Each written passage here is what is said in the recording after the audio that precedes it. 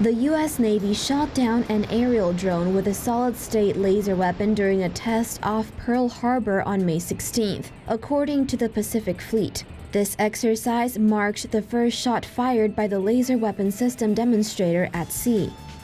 Video footage released by the Navy shows the laser to apparently disable a target drone, which caught fire. The U.S. Navy Institute reports the prototype is the second iteration of the Navy's solid-state laser program, with the aim of creating a 150-kilowatt laser weapon. The amphibious Stock Portland was selected as a test platform for the experimental weapon. Naval documents published by the Drive suggest the laser should include power and cooling units, other subsystems, and integration with the Aegis combat system. According to the U.S. Navy Institute, the LWSD represents advancements in laser director and spectral beam combining technology, which combines multiple beams of different wavelengths into a more powerful laser.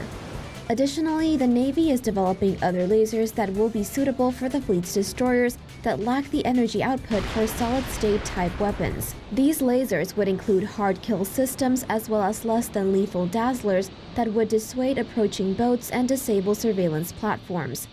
In March, a Chinese destroyer used a laser dazzler on a U.S. aircraft, prompting a warning from the U.S. Navy on social media.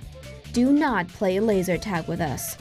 The U.S. military's efforts to reorganize and rearm for fighting in great power conflicts against near-peer foes is in large part a response to China's provocative stance in the South China Sea. Those actions include building artificial atolls, then installing air bases and naval ports that threaten the freedom of navigation in the Pacific's most vital sea lanes. A top U.S. military official says China has slowed construction and island building in the South China Sea as it has achieved its immediate military goals for the region. The South China Morning Post reports that during a presentation at the Brookings Institute, General Joseph Dunford claimed Chinese President Xi Jinping had reneged on a promise in 2016 to then-President Obama not to militarize the South China Sea.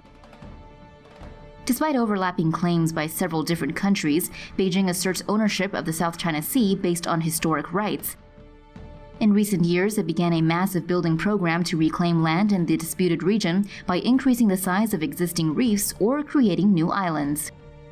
According to the Council on Foreign Relations, China has constructed ports, military installations, and airstrips on islands in the Paracels and Spratlys. Woody Island, in particular, has been militarized through the deployment of fighter jets, cruise missiles, and a radar system. According to Dunford, building on the Chinese-claimed islands has been slowing, likely because they've been developed to the point where they can provide the military capability required by the Chinese.